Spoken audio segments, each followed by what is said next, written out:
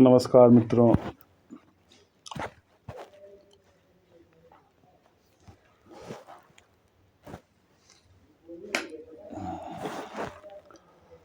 जैसा कि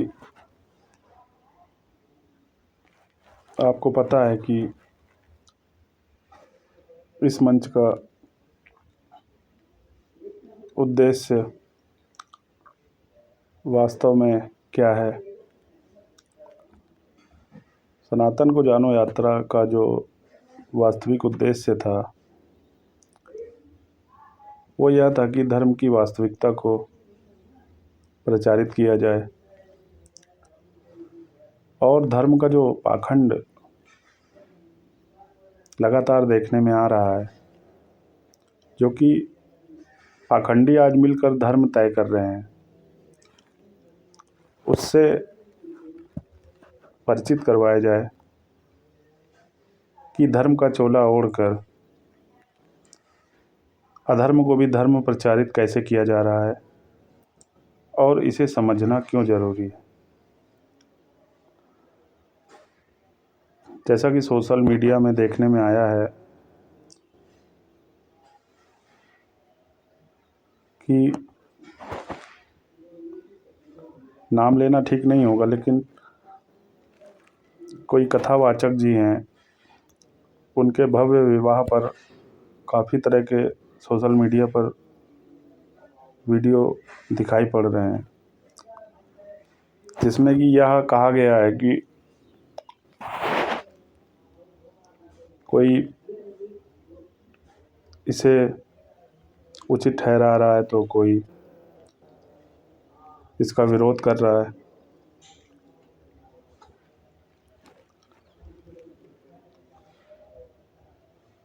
तो वास्तव में देखा जाए तो धर्म में विवाह का कोई विरोध नहीं है। यह बात अच्छे से जान लेनी चाहिए। लेकिन आलीशान जीवन में रहना और आलीशान विवाह करना जरूर धर्म के विरुद्ध कार्य है।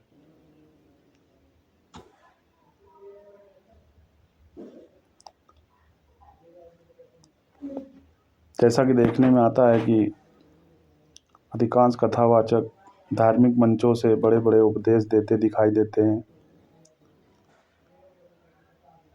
जबकि जब उनके आचरण को देखा जाता है तो बिल्कुल ही विपरीत बात समझ में आती है। तो यह कहीं से भी धर्म के अनुरूप आचरण नहीं कहा जाएगा। एक वास्तविक धार्मिक व्यक्ति जो है वो कभी भी आलीशान जीवन को महत्व दे ही नहीं सकता। भले ही कोई यह प्रचारित करे कि जो आलीशान जीवन का विरोध कर रहा है वो उसके पास धन नहीं है, या वो ईर्ष्यावश किसी से ईर्ष्या रखने के कारण ऐसा कुप्रचार कर रहा है, तो इन सब बातों को कुतर्क से ज़्यादा और कुछ नहीं कहा जा सकता। और जिस प्रकार कथावाचक धार्मिक मंचों से बड़े बड़े उपदेश दे रहे हैं, यह बिल्कुल ही एक पाखंड उजागर हो रहा है कि जब कथावाचकों का जीवन देखने पर आता है तो उनके जीवन में कहीं भी धर्म का जो प्रभाव है वो बिल्कुल अनुपस्थित ही दिखाई पड़ता है।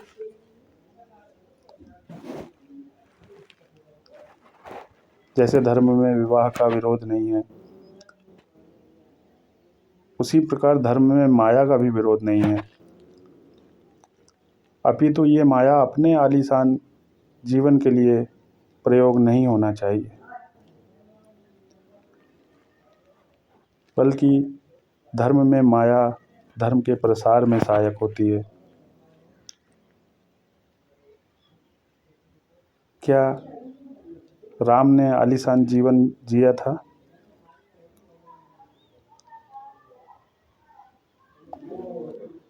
और अगर कोई व्यक्ति को भले ही पूरी गीता कंठस्थ हो या सारे वेद पुराण वेदांत आदि कंठस्थ ही क्यों ना हो,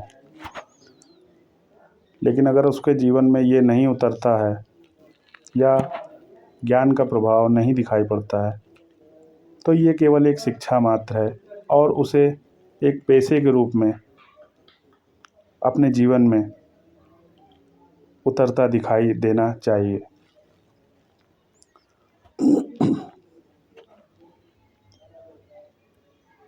क्योंकि धर्म को जानना और धर्म का प्रचार करना दोनों अलग अलग चीज़ें हैं। आज जो धर्म का प्रचार कर रहे हैं वो एक धर्म को एक रोजगार की और धंधे की दृष्टि से ही देखते दिखाई दे रहे हैं।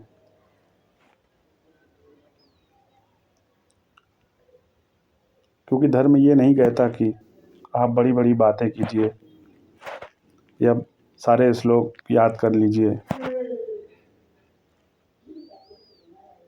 धर्म जो है वो चेतना की बात करता है, और अगर हमारे पास चेतना का वो स्तर, हमारी चेतना ने उस स्तर को प्राप्त नहीं किया, तो हम धर्म की बातें केवल निजी स्वार्थ के लिए और अपने आलीशान जीवन को आगे बढ़ाने के लिए ही कर रहे होंगे, जो कि अपने आप में ही अधर्म है।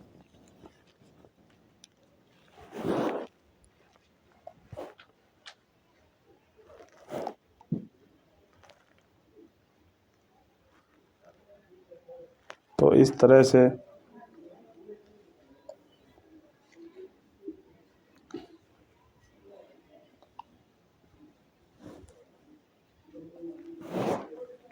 जो अधर्म और पाखंड का बोलबाला चल रहा है, ये निश्चय ही धर्म को नुकसान पहुंचाने वाला है।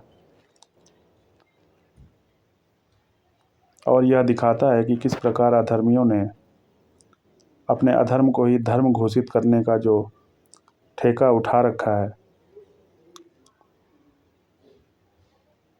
उससे जो निचले स्तर तक जो संदेश जा रहा है वो ऐसा जा रहा है कि मानो अधर्म ही आज धर्म बन गया हो।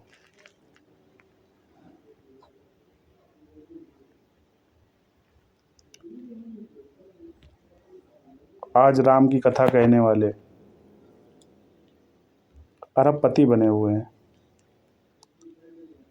क्या राम ने कभी अपने पास अरबों रुपए का धन जोड़ा था? उनसे पूछा जाना चाहिए। राम के पास तो केवट को देने के लिए थोड़ा भी धन नहीं था, लेकिन आज ये आलीशान जीवन जीने वाले और धर्म के तथाकथित ठेकेदार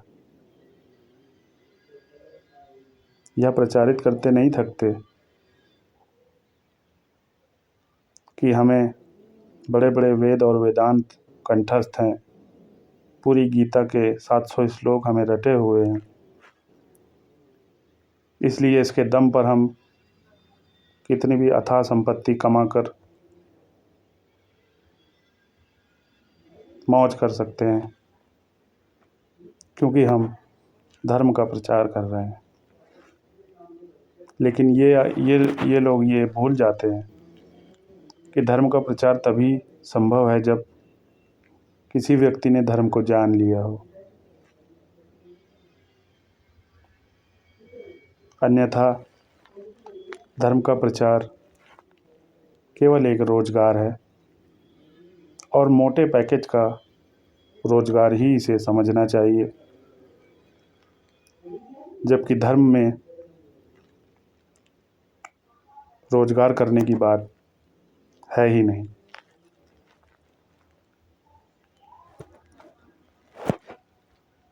धर्म कभी ये नहीं कहता कि धर्म को रोजगार का साधन बनाया जाए, क्योंकि धर्म सबसे उच्च स्तर पर विद्यमान है और यह सभी के लिए एक आदर्श प्रस्तुत करता है। और अगर आदर्श ही प्रदूषित होगा तो पूरी व्यवस्था खतरे में पड़ जाएगी।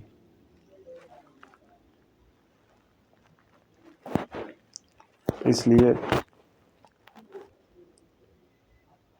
धर्म को जानने वाला स्वतः ही आलीशान जीवन से दूर हो जाता है, लेकिन धर्म को रोजगार बनाने वाले भले ही स्वयं को कितने भी काबिल और योग्य दिखाने का प्रयास क्यों न करें, यह अवश्य समझा जाएगा कि अभी उनके चेतना के स्तर ने वो स्तर प्राप्त नहीं किया है जहाँ पर आलीशान सुख सुविधाएं स्वतः ही छूट जाती हैं।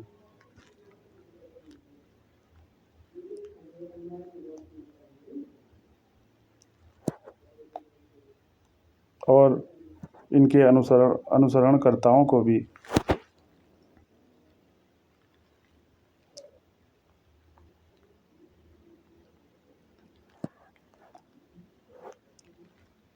केवल इस दृष्टि से ऐसे उपदेशों को देखना संभव हो रहा होगा जैसे कि मानो कोई व्यक्ति अपने मनोरंजन के लिए टीवी सीरियल या कार्यक्रम आदि देखता होगा।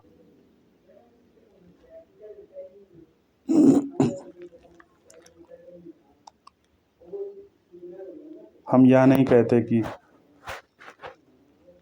धार्मिक क्षेत्र में लगे सभी व्यक्तियों को आलीशान सुविधाओं का त्याग करना चाहिए। धर्म कभी त्याग की बात करता ही नहीं है, क्योंकि त्याग तो करना पड़ता है। और जब हम धर्म को जान जाते हैं तो आलीशान सुविधाओं का त्याग करना नहीं पड़ता, वो स्वतः ही छूट जाती है। इस छोटे से अंतर को समझने वाला फिर किसी विवाद में नहीं पड़ता और ना किसी की बुराई करता दिखता है।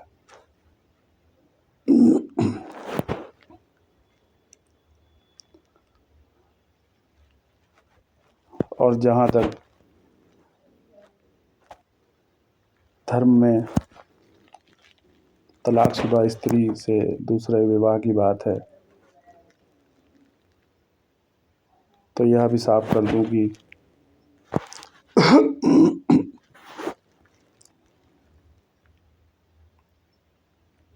धर्म में किसी तलाकशुदा स्त्री का विवाह निषेध है और कुछ असामान्य परिस्थितियों में ही यह संभव होता है,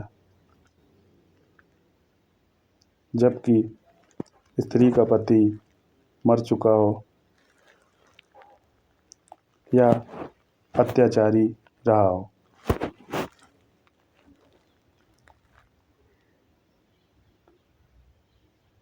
अगर इन दोनों कारणों के अलावा कोई स्त्री तलाक लेती है या संबंध समाप्त करती है तो ऐसे व्यक्ति ऐसी स्त्री से कम एक धार्मिक क्षेत्र का व्यक्ति कभी विवाह नहीं करेगा।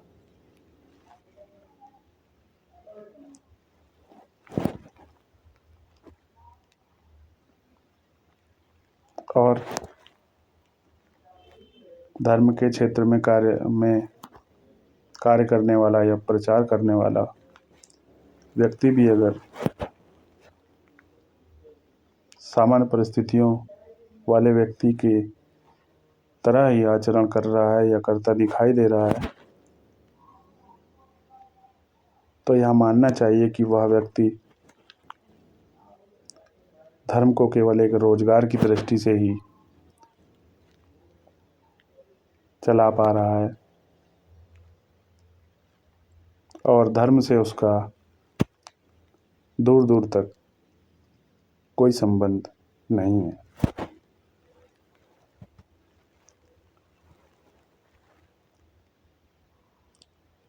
और फिर कितना बड़ा धर्मगुरु उस व्यक्ति का बचाव करे या बचाव करता दिखाई दे, तो यह भी स्पष्ट कर दूं कि कोई धर्मगुरु अपने आप में धर्म नहीं होता। धर्मगुरु सदैव धर्म के मार्ग पर चलने का कार्य करते हैं। कितना भी बड़ा या प्रसिद्ध धर्मगुरु हो, इसका मतलब ये नहीं कि किसी धर्म विरुद्ध कार्य को भी सही साबित करके वो ऐसे किसी व्यक्ति का बचाव करे या करता दिखाई दे, जिससे कि अधर्म को भी धर्म समझे जाने या घोषित करने की बात की जा रही हो। ऐसे प्रसिद्ध धर्मगुरु की भी बात का कोई अर्थ नहीं होगा,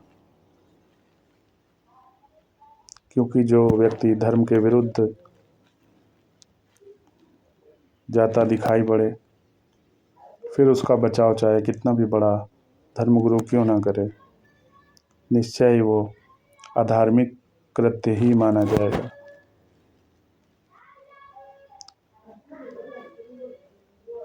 और हाल में जिस प्रकार से कथावाचकों द्वारा या धार्मिक क्षेत्र में धार्मिक मंच पर उपदेश देने वाले महानुभावों द्वारा जैसे कृत्य देखने में आ रहे हैं, वो निश्चय यह साबित करते हैं कि उन्होंने धर्म को एक धंधा बनाकर रख दिया है